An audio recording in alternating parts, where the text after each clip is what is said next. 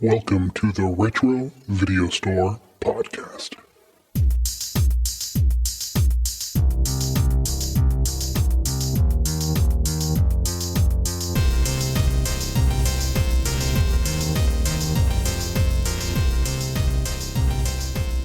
Welcome everyone to the Retro Video Store Podcast. I'm your host, Eric. Hi, Eric. And that's my co-host, Neil. I'm Neil, and who is not watching the movie while we're talking for once? I'm Dave. David, did you finish the movie? No. What did you decide was more exciting to watch than the movie? The women's softball World Series, college softball World Series. I'm going to go ahead and say that I actually agree with you in this case. I had not seen... Okay, today we're talking about End of Days from 1999 because we do a lot of Arnold Schwarzenegger movies, and we hadn't talked about this one, and I had not seen this one since I rented it, I think, way back in 2000, because it came out in 1999, like right at the end of the year, and then wound up watching it, and it didn't really leave much of an impression on me. Yeah. Neil, did you watch this in theaters? Oh, yeah, I went and saw this in the theater. I love me a good Satan movie. Gotta have me a good Satan movie. I'm in the Satan mood right now. I'm viewing a lot of Satan related material. But we'll get to that. We'll get to that when we get further in there. And David, have you seen this movie before? No, I actually hadn't seen it. I thought you might, since it was like during your movie theater. I thought I would have too. I remember when it came out, it was a big deal when it at the theaters. Like I said, it came out about that same time that we've been watching all these last movies. But no, I didn't watch it. This would have done gangbusters in Farmington, I imagine. It was a busy one. Yeah, I can imagine just, the amount of popcorn and pickles and nachos and people watching Arnold Schwarzenegger fight a terrible looking CGI devil. Day old hot dogs and yeah. Yeah, definitely get to that. But oh, you're bringing up a stinger for Eric with the day old hot dogs.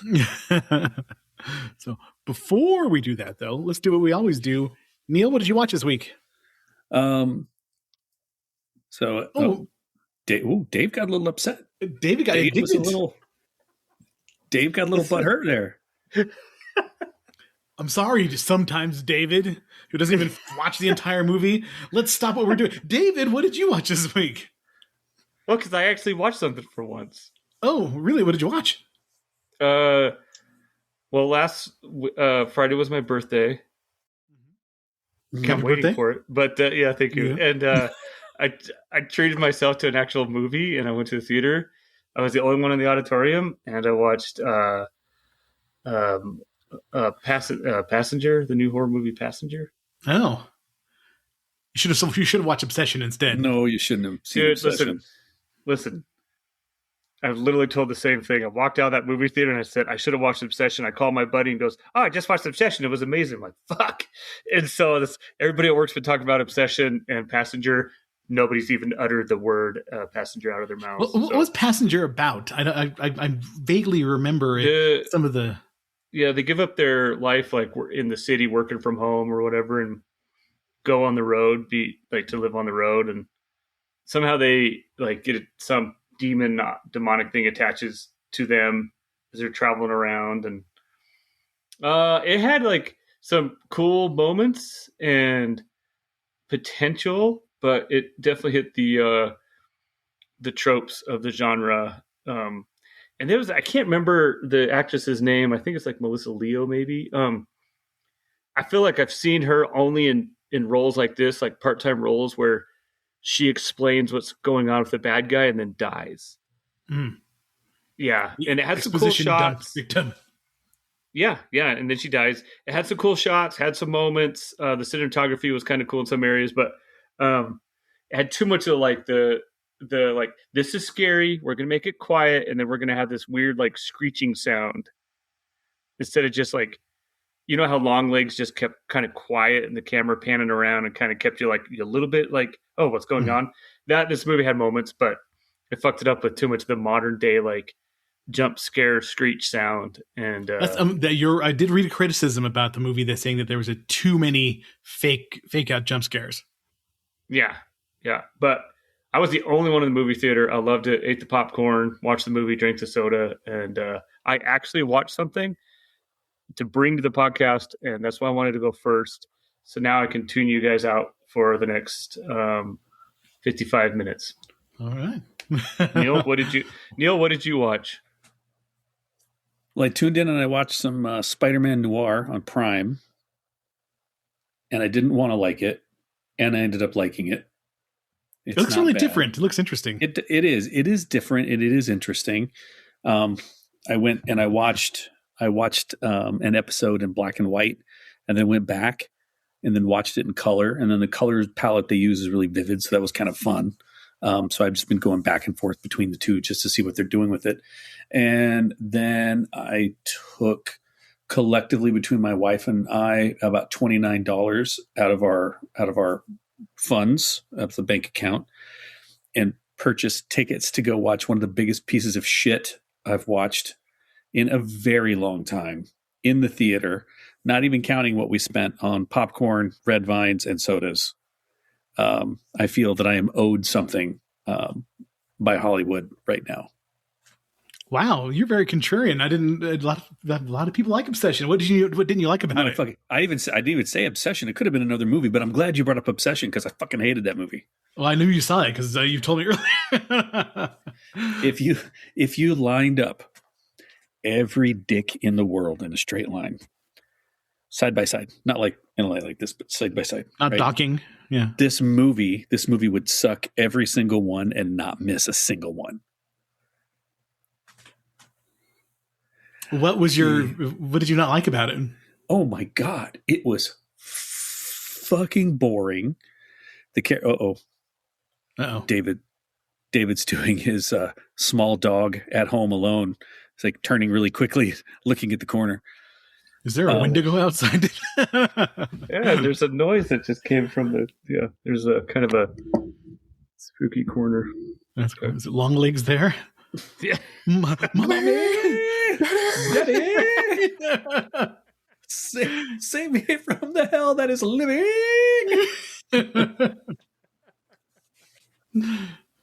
All right, go back to Neil. Okay. So, no one was likable in the movie. Not one single person. I wanted everyone dead. But I hate now that horror is this, and this is visual and auditory. So the 4 listeners can get, this is what I hate that is now considered what is tension and drama in a horror movie. Are you ready? Okay, here it is. So quiet is what you're saying. That's it. They just sat there for 9/10 of the movie, not doing anything, just sort of in silence. No. All right. No, it was so bad. The dialogue was fucking horrible. I will agree with you that the dialogue bothered me for the first 10, 15 minutes. And then I kind of got used to it because it's that kind of Gen Z mumbly kind of dialogue that it takes a little bit to get into. And I was almost about to tune out, but then it got better as I went along, or I got used to it. I'll agree with you at the beginning. It didn't get better. It didn't get better. It stayed a consistent level of shit. The toilet never quite overflowed, but it was full. Yes. This is not a movie to be put aside lightly. This is a movie to be thrown with great force. I love how David is like the Greek chorus to my words. He's just pantomiming in the background so we can see exactly what I'm talking about. I thought it was pretty damn good. I liked it a lot. But that's why taste is subjective. Everybody has different opinions. So I would put this movie near Black Christmas. Really? Really. Do you want to know? Do you want me to tell you why? Here, watch. Right. Did you get the deep meaning out of me just staring really straight forward bad radio in silence? I just stare in silence. And then occasionally have somebody scream. Yeah. Hated it. I thought it was good, but everybody experiences things differently. My God, I hated it. Did you watch anything else besides Obsession? And Yeah, I Spider-Man did, No but Way? I can't. It's not coming to mind because I hate this movie with a burning passion, with the intensity of 1,000 suns. This movie bothers me. David, you look excited. Is something going on that you're clutching I'm your trying to pearls there? react to when Neil says stuff. We'll have to get This you a is an string audio of, This is an audio medium. We're not visual yet. We've Oh. got to get you a string of pearls to clutch.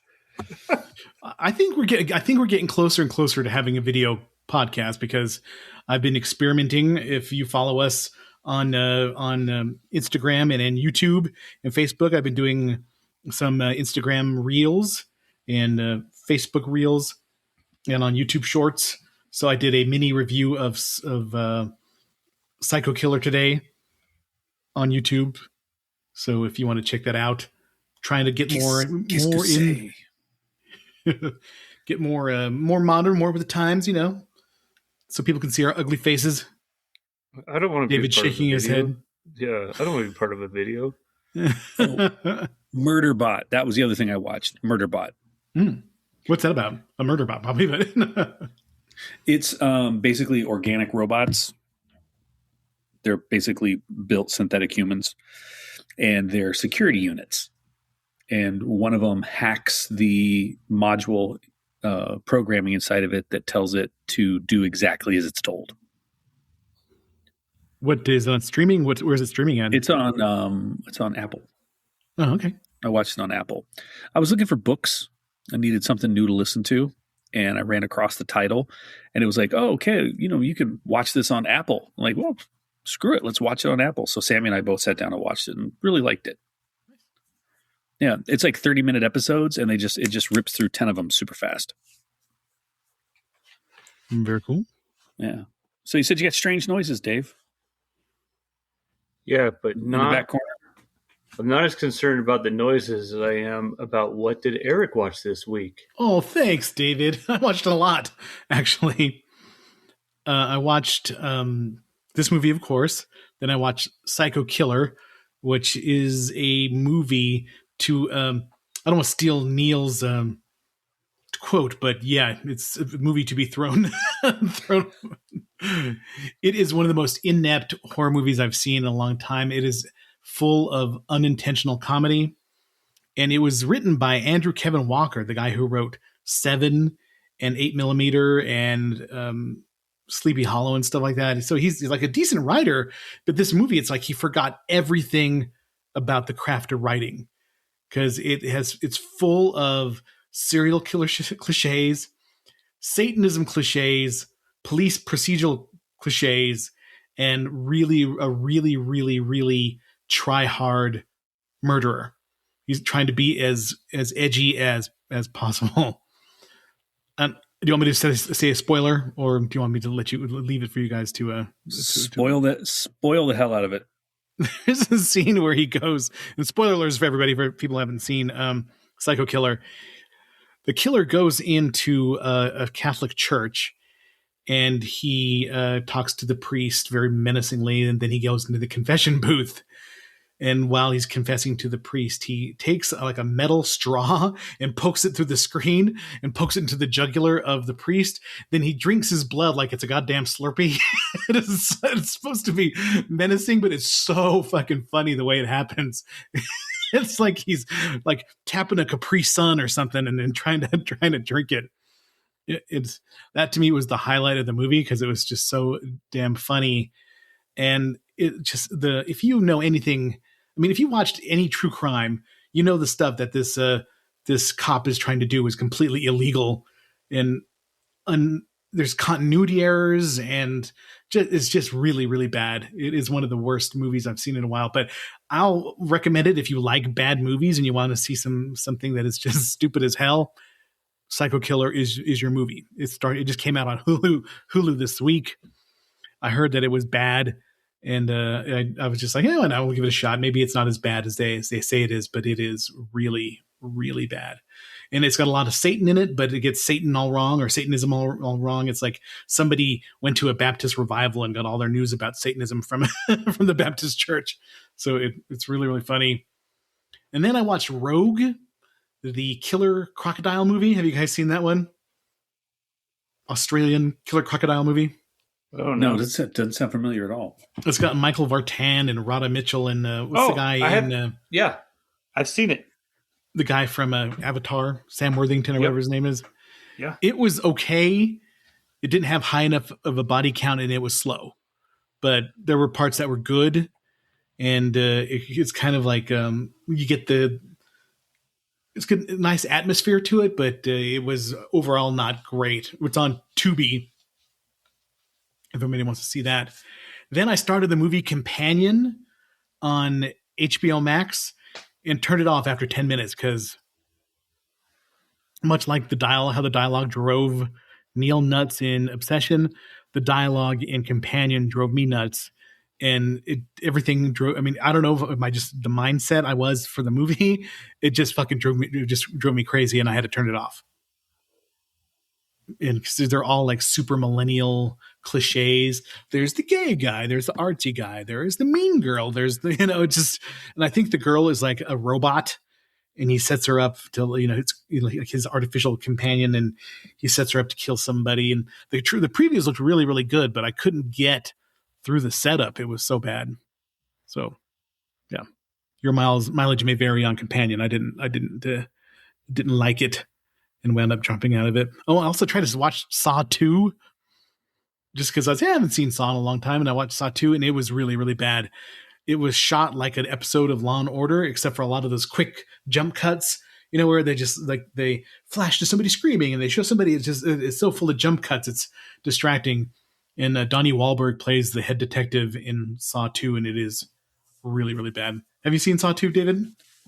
No. Neil, have you seen Saw 2? No, I saw the first one, and then I think, okay, we kind of peaked, so I never went back to watch any of the others. Yeah, I hear 3 is the peak of Saw when it comes to the budget and the will to make a gross movie met together for a good movie. But the Saw 2 is fucking bad. It's really low budget. And the acting is fucking terrible. So, yeah. Don't recommend that. All right. Well, I think it's time to talk about End of Days 17 minutes into the podcast. Well, I think Dave wasn't as upset this time because he was included in the discussion. We didn't talk just so much about one particular thing, because I know it's bothered Dave that we chat for like the first 20 minutes or so. So, Dave, I'm glad that we've grown enough that you could participate in this with us. Namaste to you. Namaste. Namaste over here and listen. No. End of Days. You want to hit us with the Internet Movie Database tagline? A disillusioned former detective protects a young woman predestined to conceive the Antichrist, fighting through a conspiracy of rogue Vatican knights and satanic cultists to prevent the apocalypse at the turn of the millennium. All right. Satan wants baby. Doesn't he? He always seems to. He's always knocking up somebody. Yeah.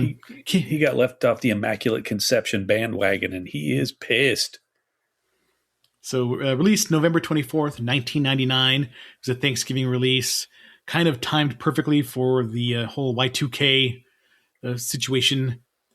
Directed by Peter Hyams, who was like the third choice for director because Marcus Nispel, the guy who directed the Texas Chainsaw Massacre remake and was making a lot of music videos, had like a really long demand list of what he wanted to do before he agreed to make the movie. And they're like, fuck you, you're not going to make the movie. And then they started looking for other directors. Guillermo del Toro was almost attached to it, which he probably would have made a really good movie if it was Guillermo del Toro. But they couldn't find it, and they went to James Cameron. James Cameron recommended Peter Hyams because he did some cinematography for him, and then he directed the movie. And we have just recently talked about the work of Peter Hyams because we have done The Relic and Time Cop recently. So we're on a little bit of a Peter Hyams film festival. I don't think we'll do Universal Soldier Regeneration or The Musketeer, but yeah, I'm good with it. Actually, I don't think it's not going to bother me. I know you're a bit of a completist, but if this is what it takes to get us through, No, I'm I'm for out. it. Out after this one. Written by Andrew Marlowe. And this guy didn't really have too many credits, so I didn't include his Wikipedia info on that one. But yeah, he made the movie. He wrote the movie. David, what are your first thoughts of End of Days?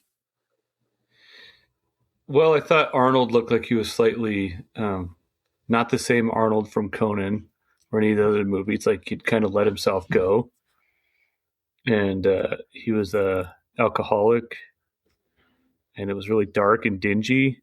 Very 90s for sure. I thought it was very 90s, even with what's her name's crazy haircut that she had, and Robin Tunney, yeah, Robin Tunney's weird hair. Very 90s. The style made me think of like that, like what was going on in a lot of movies in that era. But yeah, it was different just to see Arnold playing a different type of character. And it's kind of sad because at this point, he made Batman and Robin, and he had to go to get aortic valve surgery. So he was a 2-year break in between movies, and the studios were so concerned about whether or not he'd be healthy enough to do action scenes that they refused to insure him, and they gave him like conditional insurance, and then they finally saw him do some action scenes. And then they decided, okay, well, we'll just give you regular insurance for the movie. But yeah, it was after a hiatus, and people still wondered if Arnold had it or not. He's still buff.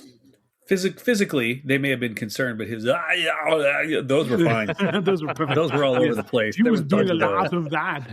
When he threw the guy down the stairs, the beginning was.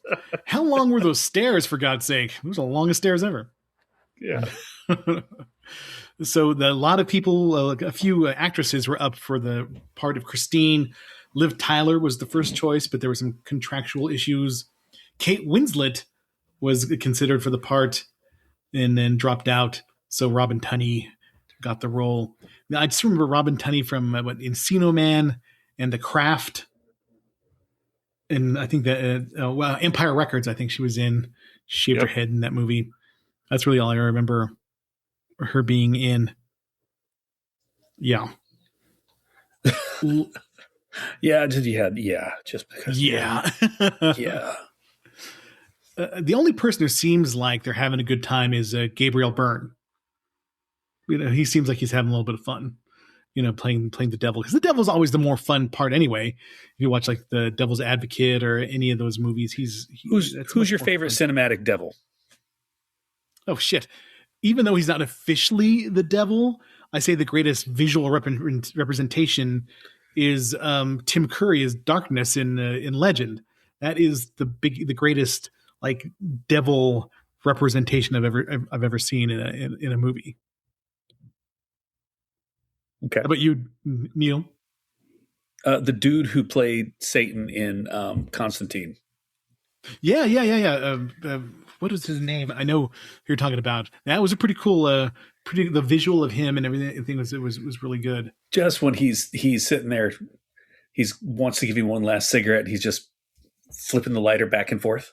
It's just so petty, just so petty. And I'm like, well, he's going to have a bad time.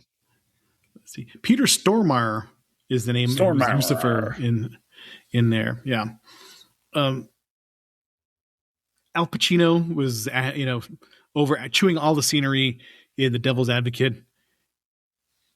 And there's, I think Robert De Niro was really good in Angel Heart. Is Lou Cipher, who sends Johnny Angel on a quest, and he looks kind of scary with a long beard and the long nails and stuff like that, and had the yellow eyes for a little bit. Wasn't it? Viggo Mortensen did a pretty good one too. It was The Prophecy. Prophecy, yeah. Christopher Viggo Walken. Mortensen did a pretty good one. Yeah. Yep. That was an interesting take on that as well. Christopher Walken. We haven't done any of the Prophecy movies. Isn't Glenn Danzig in like The Prophecy 2? I never saw The Prophecy 2. Yeah, I think he plays like a devil or something like that in the Prophecy 2. So cast, we got Arnold. I would be disappointed if he didn't. Arnold is Jericho Kane, which is a wonderful name for a character. Jericho Kane. Gabriel Byrne is Satan. Robin Tunney is Christine York. Kevin Pollak playing the Tom Arnold role is comic relief is Bobby Chicago. And I think we'll do True Lies in a couple of weeks. I think that might be the last great Arnold movie.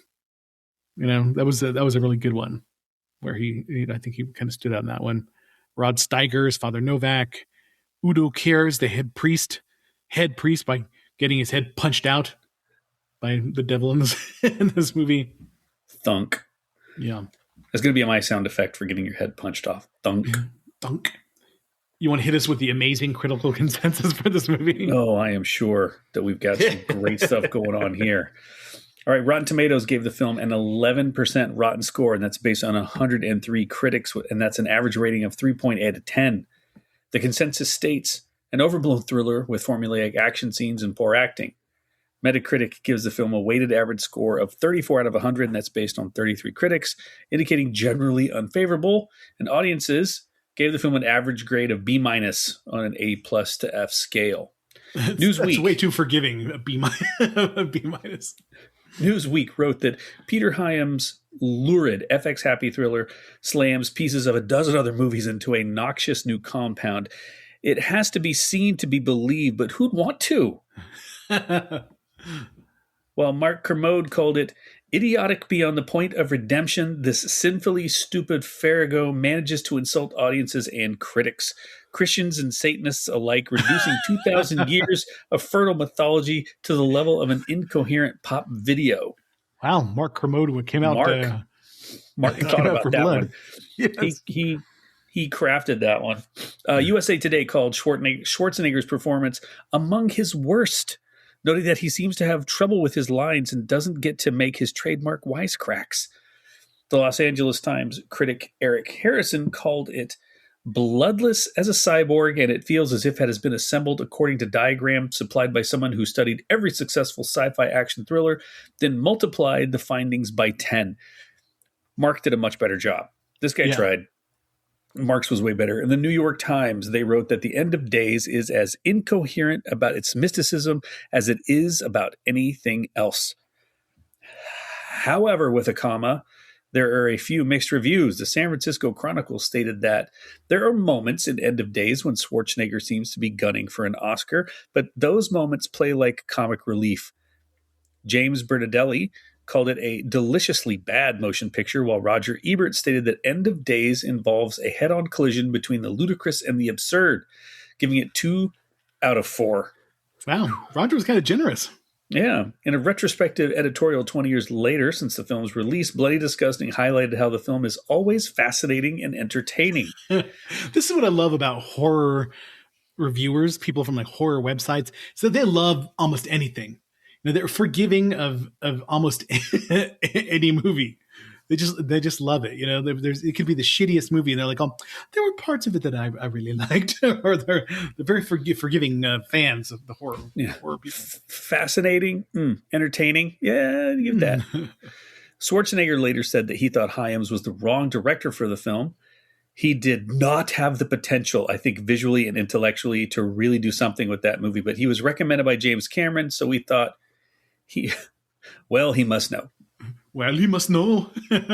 Well, he must know. He's got the James Cameron, and he had the movie with the thing behind and the robots, and then I was shooting everything, and when I turned, even though I was a robot, my arm, it looked spectacular in that way. So I'm thinking that he's doing the filming. It must be good. You ready for a shock? Critics generally disliked the film upon its release. What? Common criticism. I know. Common criticisms: overly serious, messy mythology, excessive late 90s style. Well, it was late 90s, so you had to. An uneven pacing, and the praise was Gabriel Byrne. Mm-hmm. Was a heck of a Satan. The ambitious religious horror concepts. It had strong atmosphere, and Schwarzenegger playing against type as a broken alcoholic. Yeah, he at was the trying day to of Martin the- Riggs it at the beginning of the movie with his, putting the gun to his head and all that kind of stuff. And Yeah, but at least we didn't get saxophone. That would have killed it. That would have taken with big feathered hair and a saxophone. Hell no. So today the film has developed a cult following among horror. There's so many of these goddamn movies that we watch that at the end of all of this, it's like it has developed a cult following. Did they learn nothing from watching the movie? Don't do cults. don't kids. be in a cult, yes. Don't be in a cult. Among horror and Arnold fans who appreciate its weird blend of action, occult horror, and millennium paranoia, many viewers now view it as an entertaining Y2K time capsule.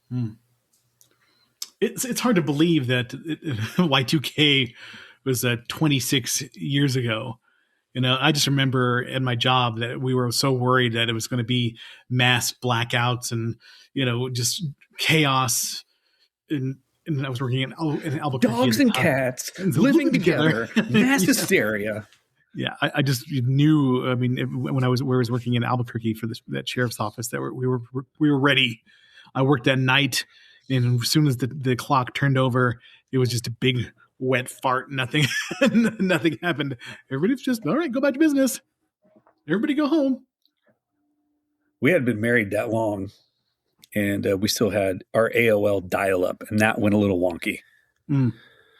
Yeah. Dial-up, man.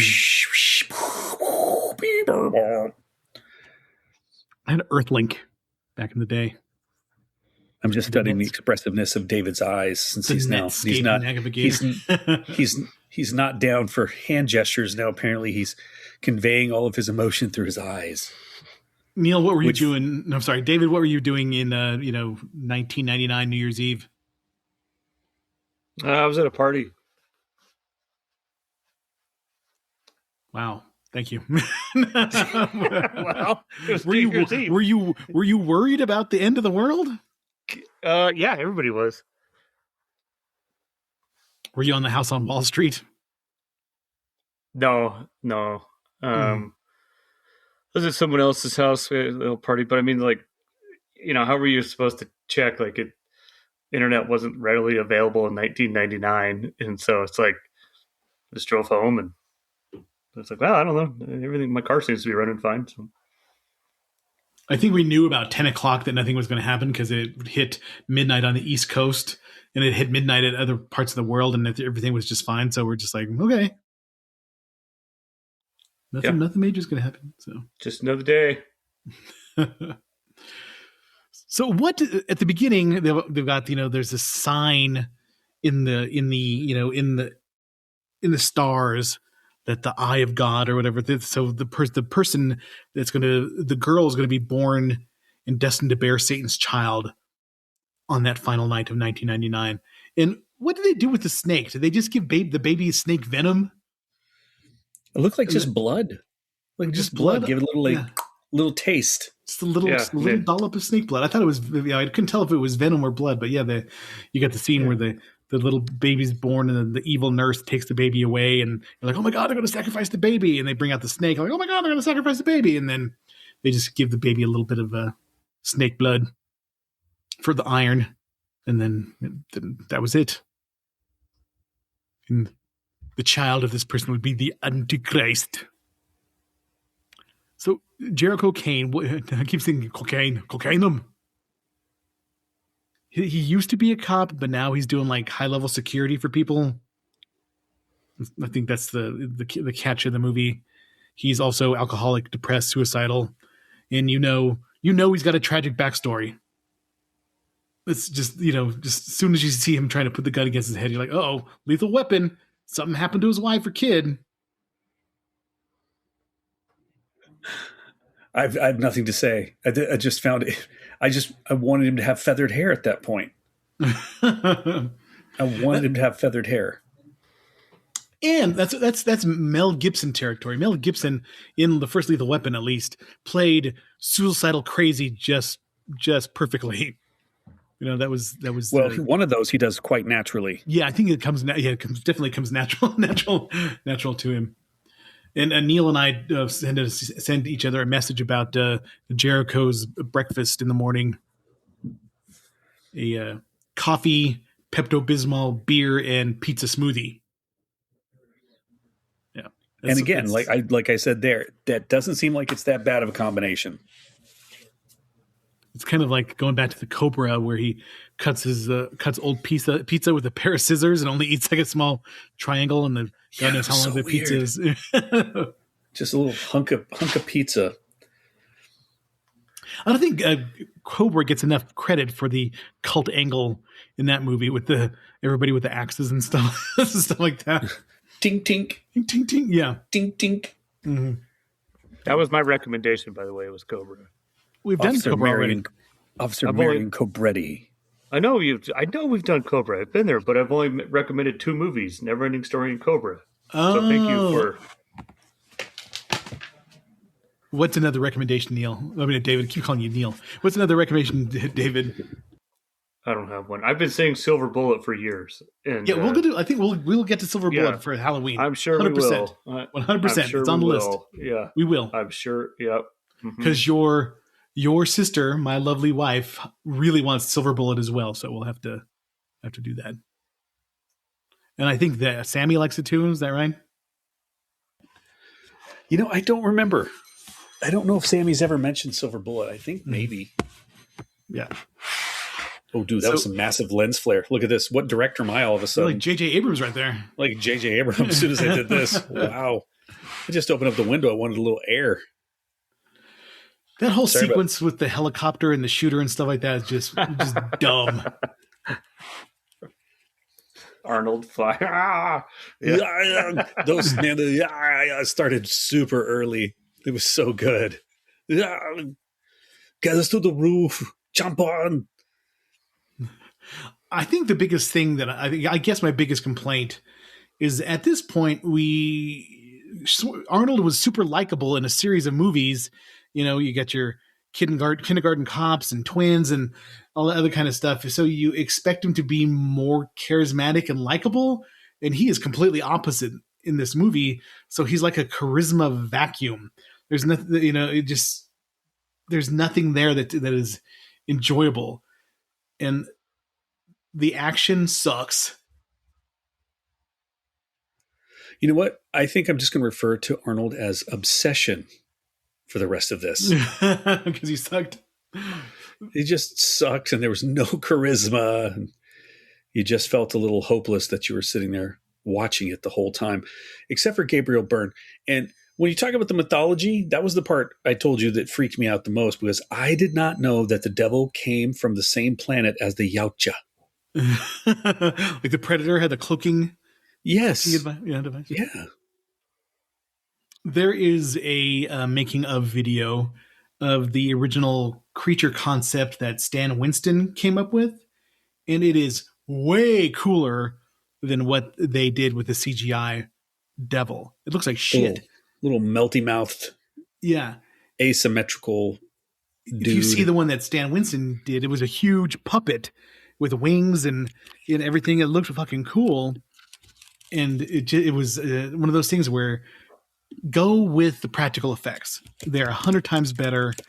They especially with Stan Winston. Who's going to override Stan Winston? Like, that's not good enough, Stan. We're going to go with the CGI monster. I know what you did with the T-Rex and Jurassic Park and all these other movies, but we're going to override you and do a CGI monster. That sucks. It does. It looks really, really bad. I'm just looking at the pictures right now. The only part that I thought was decent was when the Vatican hitmen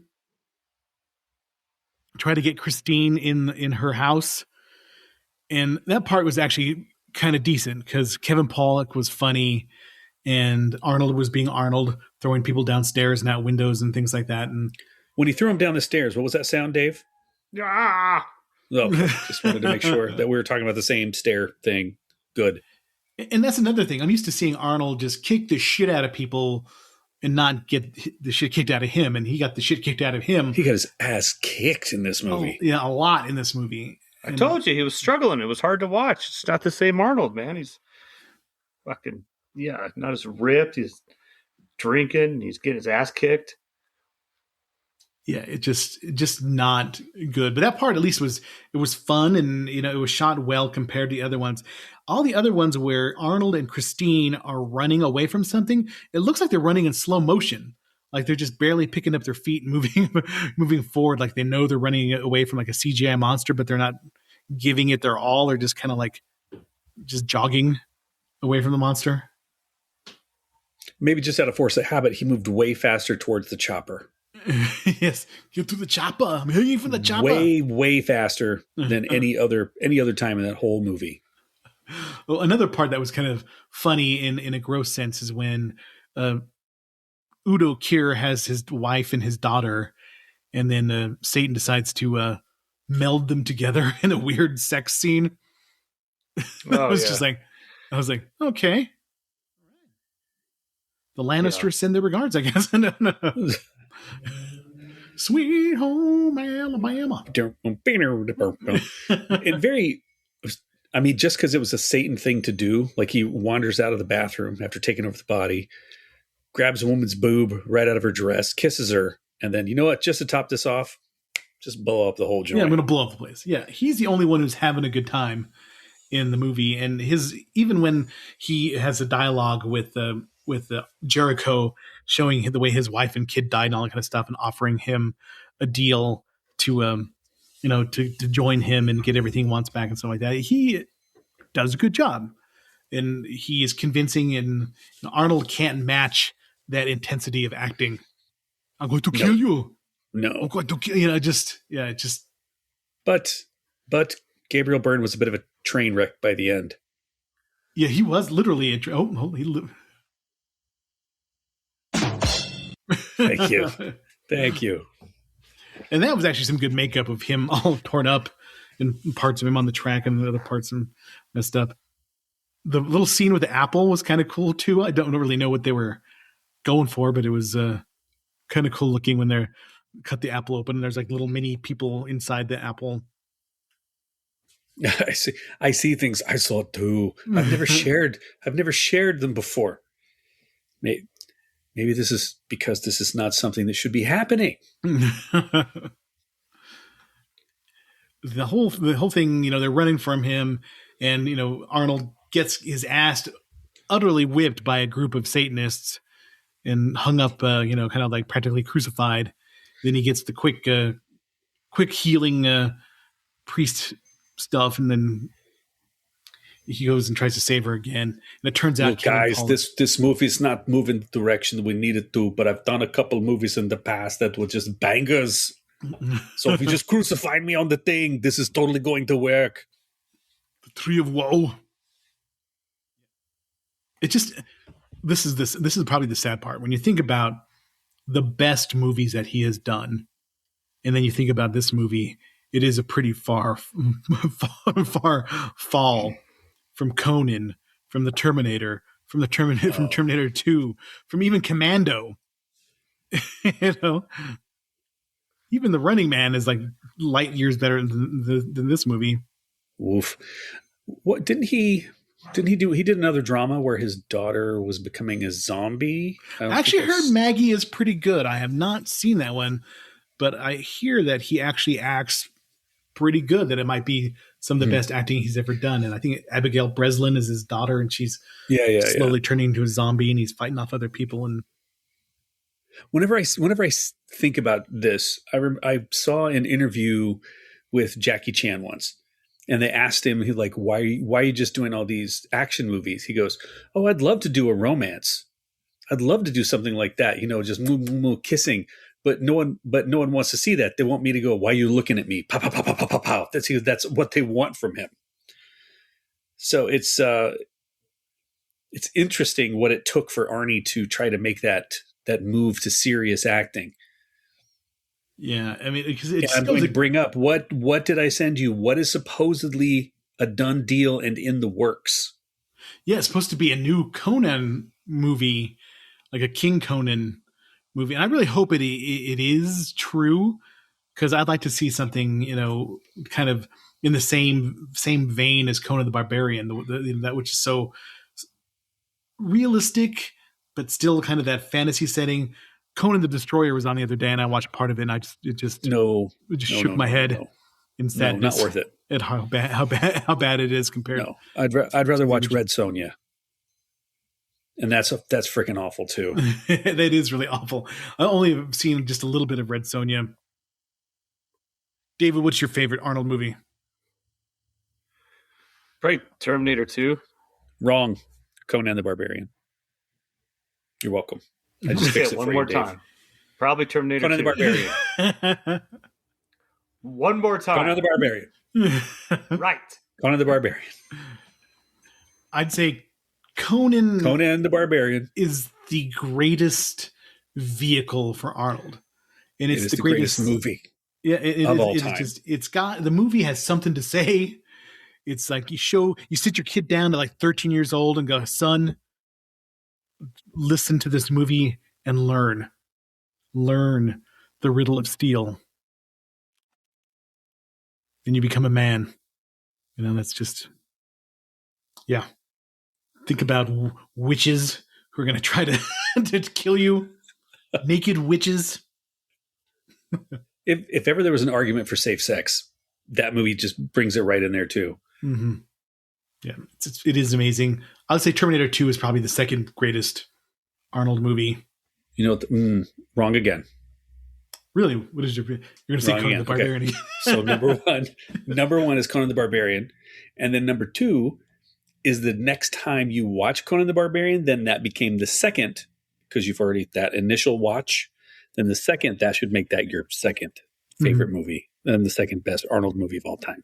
So boom, right there, and then spacebar, you watch it again. Boom, that's the second one. You're welcome. Mm-hmm. Yes. I have no opinions on it, but I'm going to give it to you anyway. I have a copy of Conan on VHS somewhere over here. And also, I know this is a visual audio thing, but I've got my Conan the Barbarian pit fighter Conan action figure. With the claws. Mm-hmm. Hell yes. I love it. I'll never take it out of the box. And with that, also have my Thulsa Doom action figure as well. From Super 7. Came out a few years ago. So money. It's like you're never going to open it, but one day after your passing, your son's kids are going to get a hold of it. He's going to walk in and they're going to be just playing away with them. Oh my God. And then it's done. Yeah, that'd be the worst. I know. If there's a saying like, please don't tell my wife how much money I've spent on albums and action figures until I die. Then please tell her that much, because then let her know what I've spent. Yes, then let her know what I've spent, because it's worth a lot of money. So the end of the movie is it's just totally anticlimactic, where Gabriel Byrne's devil character gets killed by a train and blown up, and he passes, the devil jumps out of him and then winds up jumping into Arnold's character Jericho, and then Jericho is going to push himself upon Christine, but then he has a crisis of conscience and he kills himself on the sword at the end of the movie. And then what does he do when all that energy goes out of him?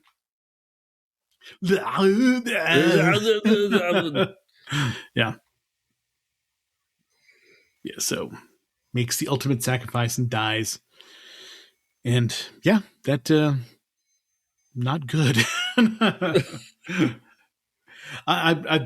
I'm in a mood for Satan movies. So after I saw Race with the Devil like 2 weeks ago, I'm like, I need me some more Satan movies in my life. So at this point, they're showing on the last podcast on the left, they're doing a 3-part series on Anton LaVey. Episode 666. So it's been really, really good. So I watched Stupid Psycho Killer because I had a satanic element in it. It was very, very disappointed. You could have just streamed some of his music. Yeah.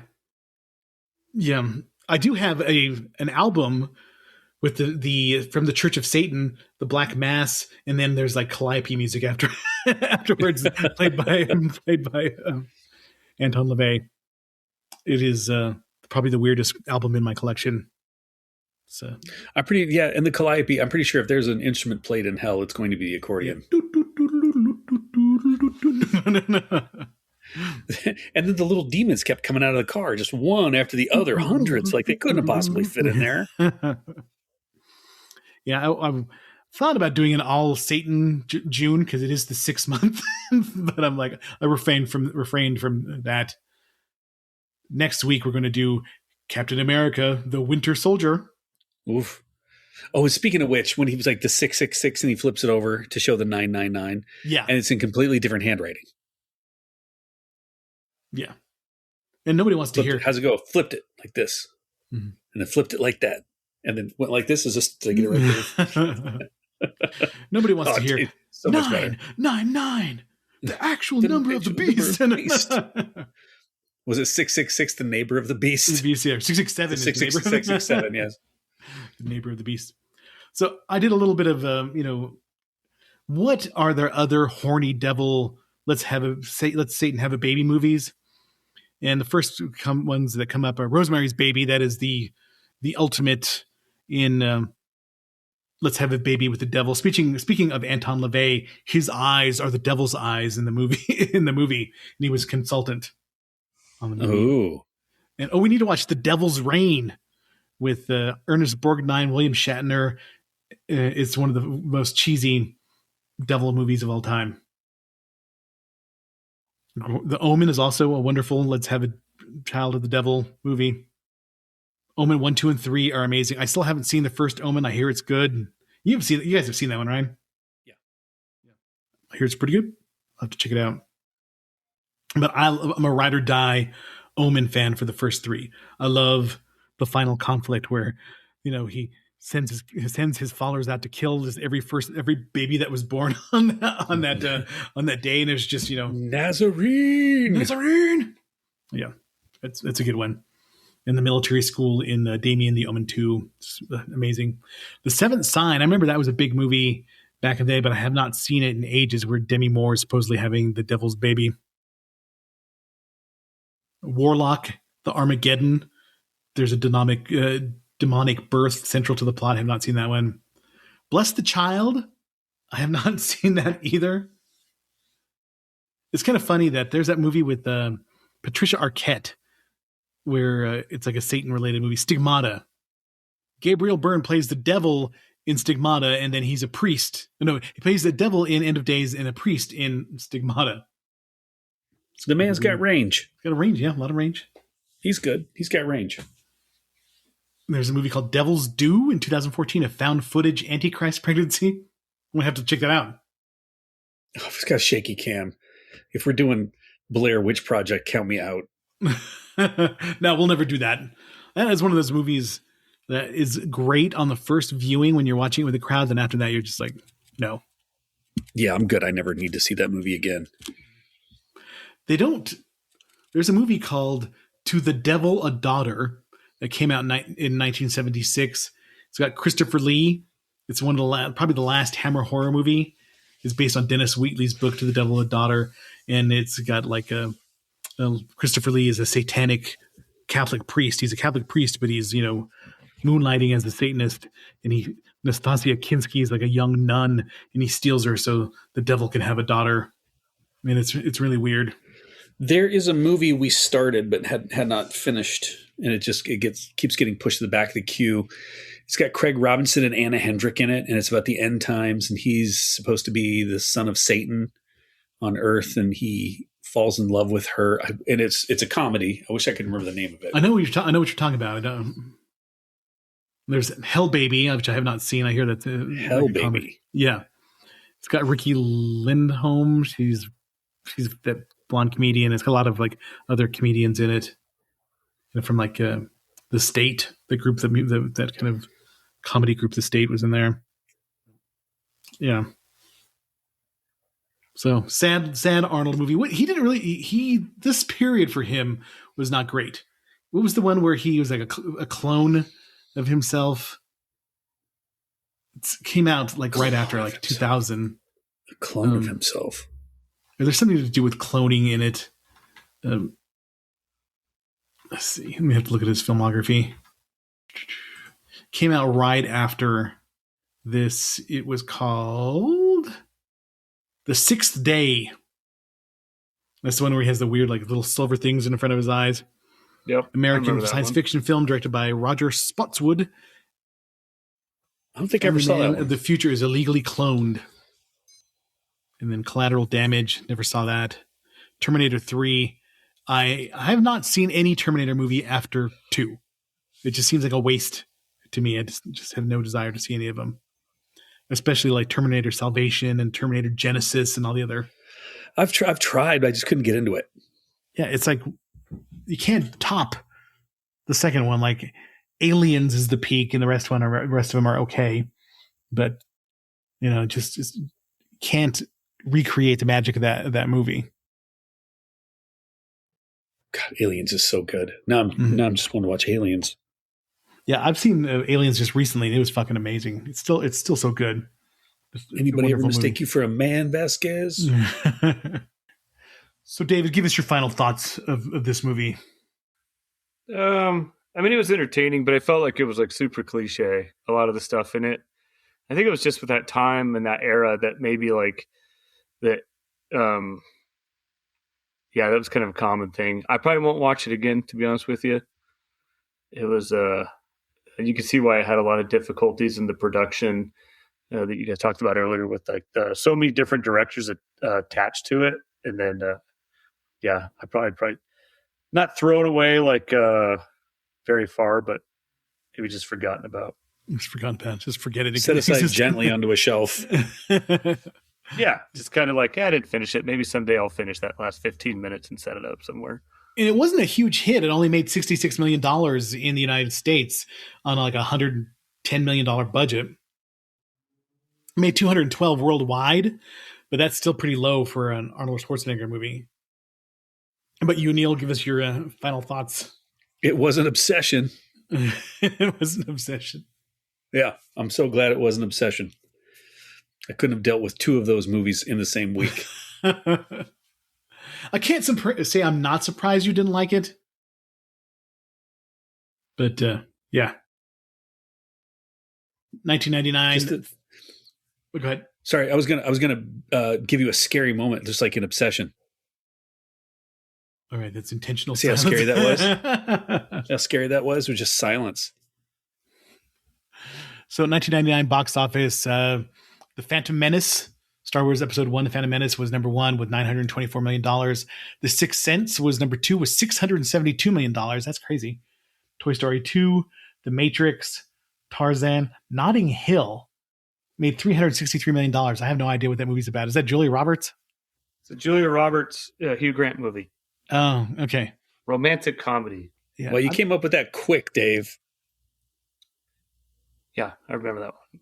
Did you get dragged to Notting Hill? Yes. American Beauty made $356 million. That's crazy.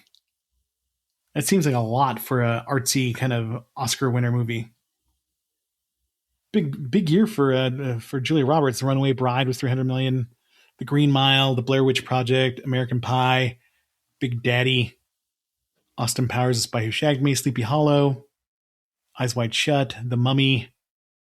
So it was a pretty good year. Fight Club came out that year, 8mm. Deuce Bigelow, Male Gigolo. Bicentennial Man, Cruel Intentions. Interesting. Not a bad. Dogma came out that year. Iron Giant. 99 had some good movies. Office Space. Classic. That's pretty good. That's pretty good. Yeah. Oh, you know what I saw? I saw a poster for Super Troopers 3. Yeah, I saw that one. I haven't seen the second one. Skip the second one. Yeah. It's not as good as the first, but this one looks like it's got great potential. That's good. I actually like Beer Fest and Club Dread better than Super Troopers when it comes to Broken Lizard movies. Super Troopers is so good. Playing in the police band that I play in, I find it highly entertaining, just the behaviors. Very cool. Well, that is End of Days. Just kind of a wet fart of an action movie. A wet fart of an action movie. You're just thinking to yourself, this is going to itch until it dries. Yes, and then when am I going to get up and wipe this off? Yeah. When is this going to be over? Yeah. David, I think you do a good job of describing what 1999 movies are like, or that era. What is your, what is the stuff that really the tropes that really drive you nuts in that era of movies? Well, they're all kind of like, just seem kind of like grungy, I guess, in a weird, like everybody kind of had some sort of an addiction, or they were working through something. I was thinking earlier about it in like some of the other movies, but I can't remember now. But they all kind of had the same look to them, the same tone in that 1999 time. Mm-hmm. Yeah. I think that's true. A lot of times you can pick out a movie and tell what time it came from by the lighting, the cinematography, and just the kind of the general things that were going on. Obviously, this one's about Y2K, so you absolutely know where it came out. And like The Matrix is kind of the same. You know what era that came out in, with the floppy disks and all that kind of the modem stuff. Just it's definitely of its time. All right, everybody. Thank you, everybody, for listening. I think we stretched it out to an hour. I think we're good. I think we're good. Okay. We'll be back next week with Captain America: The Winter Soldier, which is probably one of the best of all Marvel movies. So hit us up on rvspodcast222@gmail.com. I actually updated Instagram and Facebook this week with information about the podcast. I did a video for each of those, so I'm trying to do a little bit more do more social media. If you want to donate to the cause, go to buymeacoffee.com and look up the Retro Video Store. And yeah, anything to say, David, before we sign off? No. Neil? Slow down, Dave. Give everybody else some room. Avoid obsession and have a really good week. Check obsession. All right. Thanks, everybody. Thank you for listening to the Retro Video Store Podcast.